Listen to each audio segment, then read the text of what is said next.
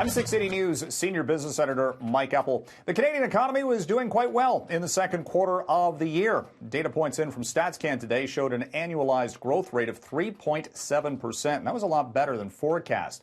Having said that, the underlying data on the GDP was a little bit weaker than expected. And economists are thinking that next week when the Bank of Canada sets interest rates, they're going to be very cautious on the growth figures and forecasts for the remainder of this year. Business investment in the second quarter, for example, dropped by 16%, biggest decline since 2016. All of this offset by a rise in exports and basically a rebound from the prior quarters, which were very weak, to say the least. Benjamin Reitzes is the Canada Rates and Macro Strategist at BMO Capital Markets and figures the Bank of Canada is going to sound cautious next week.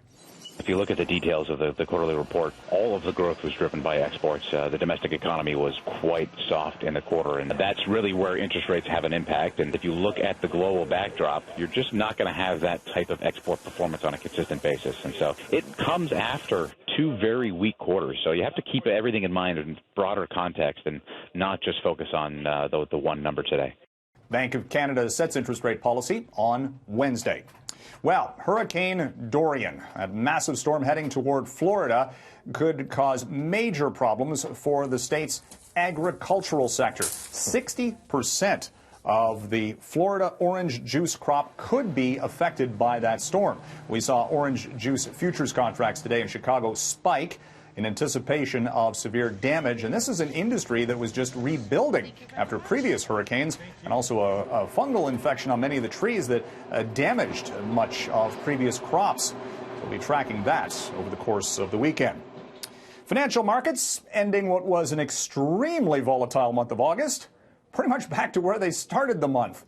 We saw a late rebound over the past week on the expectations of what we could see next month on the U.S.-China trade file, with China saying it will not be responding, at least not immediately, to new tariffs that are set to take effect on Sunday on various Chinese exports from the Trump administration. And the worries about escalating trade battles and the impact that could have on the economy did send markets sort of all over the map for August. September, interestingly enough, is traditionally the most volatile month of the year, with everybody getting back to work after the summer holidays.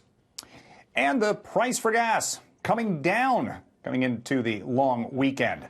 The forecast from Enpro that the price in the GTA will settle by a penny to $1.17.9 at the peak price. Shop around. You can find it for much below that. Prior to today, we have seen a little bit of an increase in the price for gas, but still much below where it was this time a year ago.